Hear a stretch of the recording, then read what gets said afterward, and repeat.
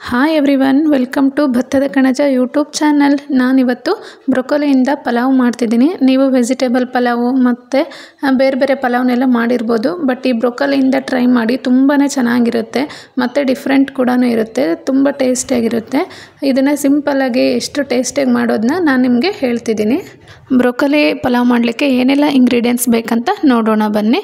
First ನಾನಿಲ್ಲಿ ಮೆಣಸಿಕಾಯಿ ತೊಗೊತಿದ್ದೀನಿ. ಮೆಣಸಿಕಾಯಿ ನಿಮಗೆ ಖಾರಕ್ಕೆ ತಕ್ಕಂಗೆ ತೊಗೊಳ್ಳಿ. ನಾನಿಲ್ಲಿ 8 ಮೆಣಸಿಕಾಯಿ ತೊಗೊಂಡಿದ್ದೀನಿ.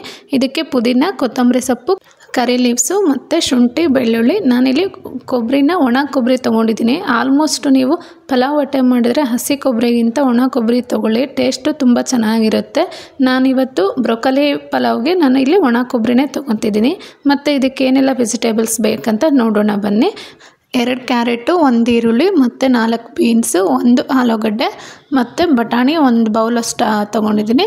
ಇಲ್ಲಿ 1 ಚಿಕ್ಕ ಟೊಮೊಟೊ ತೊಗೊಂಡಿದ್ದೀನಿ. ಟೊಮೊಟೊ ಜಾಸ್ತಿ ಹಾಕಬೇಡಿ, ಆಲ್ಮೋಸ್ಟು ಚಿಕ್ಕ ಟೊಮೊಟೊನೇ ತೊಗೊಳ್ಳಿ. ನೀವು ಬ್ರೊಕೊಲಿ ಹಿಂದೆ ಇರುತ್ತಲ್ವ, ಅದನ್ನ ವೇಸ್ಟ್ ಮಾಡೋಕ್ಕೆ ಹೋಗಬೇಡಿ. ಈ ಥರ ಚಿಕ್ಕ ಚಿಕ್ಕದು ಪೀಸ್ ಮಾಡಿಕೊಂಡು ಇದನ್ನು ಕೂಡ ಯೂಸ್ ಮಾಡ್ಕೊಳ್ಳಿ. 1 ಬೌಲ್ ಆಗೋವಷ್ಟು ಬ್ರೊಕೊಲಿ ತೊಗೊಂಡಿದ್ದೀನಿ. ಬ್ರೊಕೊಲಿನ ಈ ಥರ ಚಿಕ್ಕ ಚಿಕ್ಕದಾಗಿ ಕಟ್ ಮಾಡಿಕೊಂಡು ನೀಟಾಗಿ ವಾಶ್ ಮಾಡ್ಕೊಳ್ಳಿ. ಇದನ್ನು ಕೈಯಿಂದ ಕೂಡ ಬಿಡಿಸ್ಕೋಬೋದು, ಈಸಿಯಾಗಿ ಇದು ಬಿಡುತ್ತೆ. ಕಾಲಿಫ್ಲವರ್ ಹೆಂಗೆ ನೀವು ಕಟ್ ಮಾಡ್ಕೊತೀರೋ ಅದೇ ಥರನೇ ಈ ಬ್ರೊಕೊಲಿ ಕೂಡ ಕಟ್ ಮಾಡ್ಕೊಳ್ಳಿ, ಚೆನ್ನಾಗಿ ವಾಶ್ ಮಾಡ್ಕೊಳ್ಳಿ ಅಷ್ಟೇ. ಇದಕ್ಕೆ ನಾನಿಲ್ಲಿ 1 ಕಪ್ ಆಗುವಷ್ಟು ಅಕ್ಕಿ ತೊಗೊಂಡಿದ್ದೀನಿ. ನಾನಿಲ್ಲಿ ಇಬ್ಬರಿಗಾಗುವಷ್ಟು ಈ ರೈಸ್ ಮಾಡೋದ್ರಿಂದ ನಾನು 1 ಕಪ್ ಅಕ್ಕಿ ತೊಗೊಂಡಿದ್ದೀನಿ. ಇದಕ್ಕೆ ಮಸಾಲೆ ಐಟಮ್ ನೋಡೋಣ ಬನ್ನಿ. 2 ಮರಾಠಿ ಮೊಗ್ಗು, 2 ಚಕ್ಕೆ, 3 ಲವಂಗ, 1 ಚಕ್ಕೆ ಮೊಗ್ಗು. ಇದಕ್ಕೆ ನಾವಿಲ್ಲಿ ಪಲಾವ್ ಎಲೆ ತೊಗೊತಿದ್ದೀನಿ. ಇಷ್ಟು ಇಂಗ್ರೀಡಿಯೆಂಟ್ಸ್ ಸಾಕು. ನಾನಿಲ್ಲಿ ಕುಕ್ಕರ್ನ ಬಿಸಿ ಮಾಡೋಕ್ಕಿಟ್ಟಿದ್ದೆ. ಬಿಸಿ ಆದಮೇಲೆ ಇದರಲ್ಲಿ 8 ರಿಂದ 10 ಟೇಬಲ್ ಸ್ಪೂನ್ ಆಗೋವಷ್ಟು ಎಣ್ಣೆ ಹಾಕಿದ್ದೀನಿ. ಎಣ್ಣೆ ಹಾಕಿದ ತಕ್ಷಣ ಮಸಾಲ ಐಟಮ್ ಫ್ರೈ ಮಾಡಿಕೊಂಡು, ಮಸಾಲ ಐಟಮ್ ಎಲ್ಲ ಚೆನ್ನಾಗಿ ಫ್ರೈ ಆದಮೇಲೆ ಈರುಳ್ಳಿ, ಆಮೇಲೆ ಬೀನ್ಸು, ಕ್ಯಾರೆಟು ಇವು ಚೆನ್ನಾಗಿ ಫ್ರೈ ಆಗಬೇಕು. ಚೆನ್ನಾಗಿ ಫ್ರೈ ಆದಮೇಲೆ ನಾವು ತೊಗೊಂಡಿರ್ತಕ್ಕಂಥ ಬ್ರೊಕೊಲಿ ಹಿಂದೆ ಕಟ್ ಮಾಡಿದ್ವಲ್ವ ಚಿಕ್ಕ ಚಿಕ್ಕದಕ್ಕೆ, ಫಸ್ಟ್ ಅದನ್ನು ಹಾಕಿ ಫ್ರೈ ಮಾಡಿ. ಅದಾದಮೇಲೆ ಪೀಸ್ ಹಾಕಿ ಬಟಾಣಿ ಹಾಕಿ ಚೆನ್ನಾಗಿ ಫ್ರೈ ಮಾಡಿ. ಎಲ್ಲ ವೆಜಿಟೇಬಲ್ಸು ಎಣ್ಣೆಲ್ಲೇ ಫ್ರೈ ಆಗಬೇಕು. ಇದಾದಮೇಲೆ ನಾನು ತೊಗೊಂಡಿರ್ತಕ್ಕಂಥ ಆಲೂಗಡ್ಡೆ ಹಾಕ್ತಿದ್ದೀನಿ. ಆಲೂಗಡ್ಡೆ ಕೂಡ ಚೆನ್ನಾಗಿ ಫ್ರೈ ಮಾಡಿ. ಈ ಥರ ಸ್ಪೂನ್ ಸಹಾಯದಿಂದ ಅವಾಗವಾಗ ಸ್ಟಿರ್ ಮಾಡ್ತಾನೆ ಇರಿ, ಯಾಕಂದರೆ ವೆಜಿಟೇಬಲ್ ಒತ್ತೋ ಚಾನ್ಸಸ್ ಇರುತ್ತೆ. ಸೊ ಹಂಗಾಗಿ ನೀವು ಸ್ಪೂನ್ನ ಈ ಥರ ಮಾಡೋದ್ರಿಂದ ವೆಜಿಟೇಬಲ್ಸು ಒತ್ತಲಾದಂಗೆ ಚೆನ್ನಾಗಿ ಬೇಯ್ಕೊಳ್ಳುತ್ತೆ. ಇದಾದಮೇಲೆ ನಾನಿಲ್ಲಿ ಬ್ರೊಕೊಲಿ ಹಾಕ್ಕೊತಿದ್ದೀನಿ. ಬ್ರೊಕೊಲಿನ ಚೆನ್ನಾಗಿ ಬೇಯಿಸಿ. ಇದು ಬ್ರೊಕೊಲಿ ಹಾಕೋದ್ರಿಂದ ನೀವು ಏನಾದರೂ ಟೇಸ್ಟ್ ಡಿಫ್ರೆಂಟಾಗಿರುತ್ತೇನೋ, ಯಾವ ಥರ ಇರುತ್ತೇನೋ ಅಂತ ಕೆಲವೊಬ್ಬರು ಅನ್ಕೋತೀರಾ. ಬಟ್ ನೀವು ಒಮ್ಮೆ ಟ್ರೈ ಮಾಡಿ. ಬ್ರೊಕೊಲಿ ಪಲಾವ್ ಆಗಿರಲಿ, ಬ್ರೊಕೊಲಿ ಮಂಚೂರಿ ಆಗಲಿ, ನಿಮಗೆ ಗೊತ್ತಿರುತ್ತೆ ಎಷ್ಟು ಟೇಸ್ಟ್ಫುಲ್ಲಾಗಿರುತ್ತೆ ಇದು ಅಂತ. ಈ ಥರ ಎಣ್ಣೆಲೇ ಫ್ರೈ ಮಾಡಿ. ಆದಷ್ಟು ನೀರನ್ನ ಯಾವುದೇ ಕಾರಣಕ್ಕೂ ಇಲ್ಲಿ ಆ್ಯಡ್ ಮಾಡಬೇಡಿ. ಫಸ್ಟು ಎಲ್ಲನೂ ಫ್ರೈ ಮಾಡ್ಕೊಳ್ಳಿ. ಈ ಥರ ಫ್ರೈ ಆದಮೇಲೆ ನೀವು ಇವಾಗ ಟೊಮೊಟೊ ಹಾಕಬೇಕು. ನೀವು ಫಸ್ಟೇ ಟೊಮೊಟೊ ಹಾಕಕ್ಕೆ ಹೋಗಬೇಡಿ. ಎಲ್ಲ ತರಕಾರಿ ಹಾಕಿ ಅದೆಲ್ಲ ಚೆನ್ನಾಗಿ ಎಣ್ಣೆಲಿ ಫ್ರೈ ಆದಮೇಲೆ ನೀವು ಟೊಮೊಟೊ ಹಾಕಿ ಇಷ್ಟು ವೆಜಿಟೇಬಲ್ ಫ್ರೈ ಆಗೋಕ್ಕೆ ಬಿಟ್ಬಿಡಿ. ಇವಾಗ ನಾವಿಲ್ಲಿ ಮಸಾಲೆ ರುಬ್ಕೊಳ್ಳೋಕ್ಕೆ ಫಸ್ಟಿಗೆ ತೊಗೊಂಡಿದ್ವಲ್ವ, ಮೆಣಸಿಕಾಯಿ, ಕೊತ್ತಂಬರಿ, ಕರಿಬೇವು, ಶುಂಠಿ, ಬೆಳ್ಳುಳ್ಳಿ ಮತ್ತು ಒಣ ಕೊಬ್ಬರಿ, ಇದನ್ನು ಒಂದು ಜಾರಿಗೆ ಹಾಕ್ಕೊಂಡು ಈ ಥರ ಚೆನ್ನಾಗಿ ಪೇಸ್ಟ್ ಮಾಡ್ಕೊಳ್ಳಿ.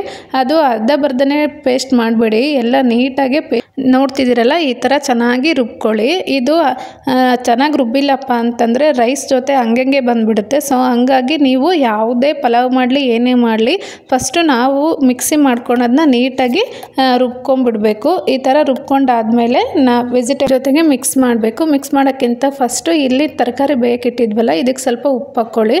ಉಪ್ಪು ರುಚಿಗೆ ತಕ್ಕಷ್ಟು ಹಾಕಿ ನಾನಿಲ್ಲಿ ಉಪ್ಪು ಹಾಕ್ಕೊಂಡು ಚೆನ್ನಾಗಿ ಬಾಡಿಸ್ಕೊತಿದ್ದೀನಿ. ಇದೆಲ್ಲ ನೀಟಾಗಿ ಬೆಂದಾದಮೇಲೆ ಇದಕ್ಕೆ 1/4 ಟೇಬಲ್ ಸ್ಪೂನ್ ಆಗೋಷ್ಟು ಅರಿಶಿನ ಬೇಕಾದರೆ ಹಾಕ್ಕೋಬೋದು, ಇದು ಆಪ್ಷನಲ್ಲು. ಇದು ಹಾಕೋದ್ರಿಂದ ಒಂಚೂರು ಕಲರ್ ಚೇಂಜ್ ಆಗುತ್ತೆ ಅಷ್ಟೇ. ನಾವು ಮಿಕ್ಸಿ ಮಾಡಿರ್ತಕ್ಕಂಥ ಗ್ರೇವಿನ ಈ ವೆಜಿಟೇಬಲ್ಸ್ ಜೊತೆ ಹಾಕ್ಕೊತಿದ್ದೀನಿ. ಇದನ್ನು ಫಸ್ಟು ನೀವು ನೀರು ಹಾಕ್ಕೊಂಡ್ಲಾರ್ದಂಗೆ ಎಣ್ಣೆಲೇ ಫ್ರೈ ಮಾಡಿ. ಇದನ್ನು ಹಾಕಿದ ತಕ್ಷಣ ನೀವು ಮಿಕ್ಸಿ ಜಾರಿ ಒಳಗೆ ನೀರು ಹಾಕ್ಕೊಂಡು ಒಂದೇ ಸರಿ ಹಾಕೋಕ್ಕೆ ಹೋಗಬೇಡಿ. ಈ ಥರ ಫಸ್ಟು ಫ್ರೈ ಮಾಡ್ಕೊಂಬಿಡಿ. ಫ್ರೈ ಆಗಿ ಸ್ವಲ್ಪ ಅದು ಎಣ್ಣೆ ಮೇಲೆ ಬರಲಿ, ಅಲ್ಲೇವರೆಗೂ ಫ್ರೈ ಮಾಡಿ.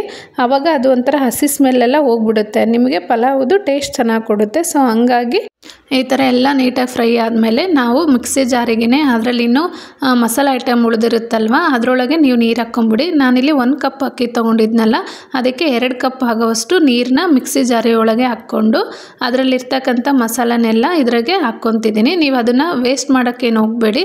ಅದರೊಳಗೇ 2 ಗ್ಲಾಸ್ ನಿಮ್ಗೆ ಎಷ್ಟು ಅಕ್ಕಿ ತಗೊಂಡಿದ್ರೋ ಅದಕ್ಕೆ ಡಬಲ್ ಎಷ್ಟು ಬೇಕೋ ಅಷ್ಟು ನೀರು ಹಾಕ್ಕೊಂಡು ಈ ಥರ ಸ್ಟಿರ್ ಮಾಡ್ಕೊಳ್ಳಿ. ಚೆನ್ನಾಗಿ ಅದು ಕುದಿಬೇಕು. ಕುದಿಯೋಕ್ಕಿಂತ ಮುಂಚೆನೂ ಅಕ್ಕಿ ಹಾಕಿದ್ರೂ ನಡೆಯುತ್ತೆ, ಕುದಿಲೇಬೇಕಪ್ಪ ಅಂತೇನಿಲ್ಲ. ಆಲ್ರೆಡಿ ವೆಜಿಟೇಬಲ್ಸ್ ಎಲ್ಲ ಎಣ್ಣೆಯಲ್ಲಿ ಫ್ರೈ ಆಗಿರುತ್ತಲ್ವ, ಸೊ ಹಂಗಾಗಿ ಕುದಿಬೇಕಂತ ಏನಿಲ್ಲ. ನಾನಿಲ್ಲಿ ತೊಗೊಂಡಿರ್ತಕ್ಕಂಥ ಅಕ್ಕಿನ ಇದರೊಳಗೆ ಮಿಕ್ಸ್ ಮಾಡ್ತಿದ್ದೀನಿ. ಅಕ್ಕಿ ಹಾಕಿದ ಮೇಲೆ 1 ಸ್ಪೂನ್ ತೊಗೊಂಡು ಈ ಥರ ಸ್ಟಿರ್ ಮಾಡ್ಕೊಳ್ಳಿ.